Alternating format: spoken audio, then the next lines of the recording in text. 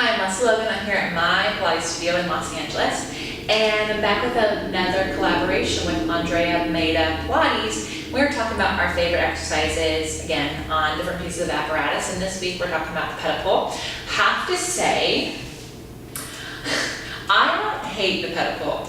I like it a lot, and I think that there is a lot of things it teaches my body. But there isn't like a favorite. Like when someone's like, oh, go do the Ped-O-Pul lesson, I don't go, can I do this? Like that doesn't happen as much as like on all the other pieces of equipment. I have a favorite. This one, I would just say I tolerate a lot of it. So one of my favorites to give my clients and even just to give myself sometimes during a session is this one, which maybe it has a name. It's like squats, right? So it's squats with the arms, and I'm gonna place my body. I have my feet a little bit away from the pole.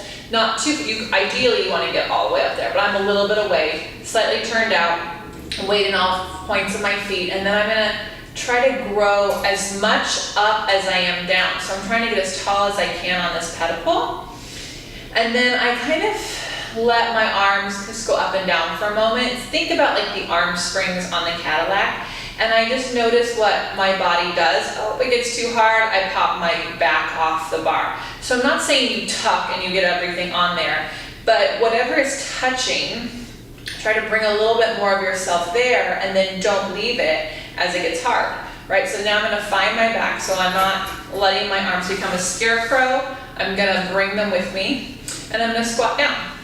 I'm gonna bring my arms with me as I go down as far as I can. Right about there is where I'm about to lose everything. So I'm gonna pull my arms into me, and then I'm gonna come up. And it's really important you don't just shoot up like you're shooting out of a cannon, right? Because it will wanna do that. And then you have to push out into your arms to open the springs. Now we don't have to go that slow. We can actually go with some pace. Pull the arms down, come up. And you just notice, okay, as I come up, I have a really hard time keeping my upper back on this pole. It's a little spot in my back, but it's there. And then what it kind of tells me is when I'm doing a lot of tall back exercises, when the going gets tough, I like to pop my ribs out and use that as a way to like help me, right? So there is a reverse. So you pull down, oh, popped off, right? So I'm gonna try not to lock my knees, and I'm gonna pull my heart in and pull down. There we go. And then I'm gonna take the springs with me. And as I open my arms up, I can go up the pole. Pull it down, stomach in, reach into the spring, open it up as I come up. One more time. Down, reach, pull the stomach in, and go up.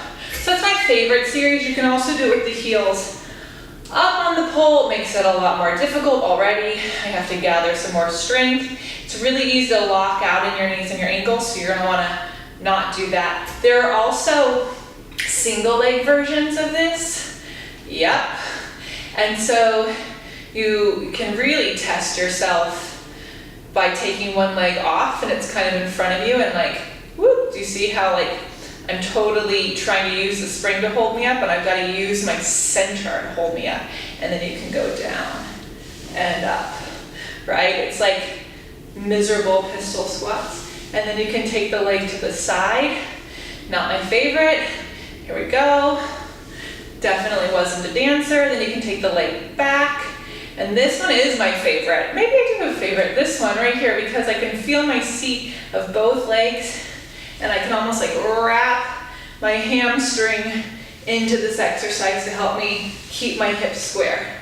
Right, and you can do the other side. So, moral of the story is, don't become a scarecrow. I think on the single leg versions, my body definitely wants to do that, right? So, how can you reach from your back? So really, I feel like my back got really wide, right? All the way. Take the leg out to the side. If you are a dancer, I'm sure your legs look way better to the front and to the side. There is a goal, much higher than what I'm giving you. And then take the leg back, and then reach and up. I'm sure Andrea has a definitely more gorgeous version of that to show you.